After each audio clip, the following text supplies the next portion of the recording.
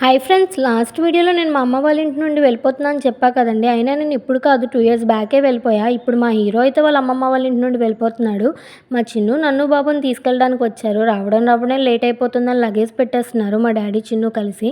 Luggage పెట్టేశాక దేవుడి గదిలో దేవుడి దగ్గర బ్లెస్సింగ్స్ తీసుకుంటున్నాము. మా హీరోకి మా దేవుడి గది అంటే చాలా ఇష్టం. లేవగానే తీసుకెళ్తుంది మా మమ్మీ. దేవుడి దగ్గర బ్లెస్సింగ్స్ తీసుకొని మా మమ్మీ డాడీ దగ్గర కూడా బ్లెస్సింగ్స్ తీసుకున్నాము.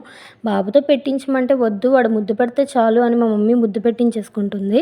మా మమ్మీ అయితే మేము వెళ్ళినప్పుడు చాలా ఏడ్చేసింది. నేను కూడా నా పెళ్లి టైంలో కన్నా ఇప్పుడే చాలా ఏడ్చేసాను. ఎందుకో తెలీదు, చాలా ఏడుపు వచ్చేసింది.